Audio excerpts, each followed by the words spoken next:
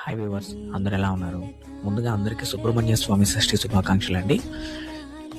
ఇప్పుడు మీరు చూస్తున్న ఆలయం వచ్చేసి వెంకటగిరిలో అతి పురాతనమైన ఆలయం అనమాట. కైవల్య నది ఒడ్డున ఉండే ఇది పుట్ట చెట్టు అని పిలుస్తూ ఉంటారు. అదేవిధంగా ఇక్కడ సుబ్రహ్మణ్య స్వామి, వెంకటేశ్వర స్వామి, హనుమాన్ కూడా ఇక్కడ వెలిసి ఉంటారనమాట.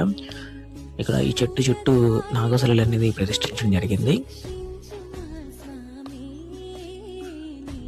అయితే ఈ చుట్టుపక్కల గ్రామాలందరూ కూడా ఇక్కడికి వచ్చి పెట్టుకుంటూ ఉంటారు.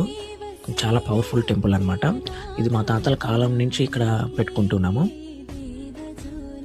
ఇక్కడ లోపల కూడా ఒక పాము పుట్ట అనేది ఉంటుంది.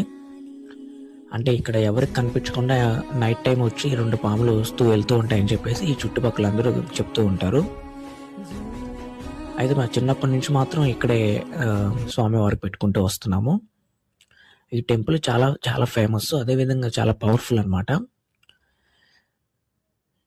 అదేవిధంగా మనకి ఏమన్నా జాతక దోషాలు ఉన్నా, ఎవరికైతే పెళ్లి కాని సమస్యలు ఇలాంటివి ఉన్నా, సంతాన సమస్యలు ఉన్నా, సో వాళ్ళందరూ కూడా ఇక్కడికి వచ్చి మొక్కుకుంటే మాత్రం ఖచ్చితంగా నెరవేరుతుంది. తారకాసుర వధను చేసిన మురుగ జోలాలి శరవణ భవకు జోలాలి.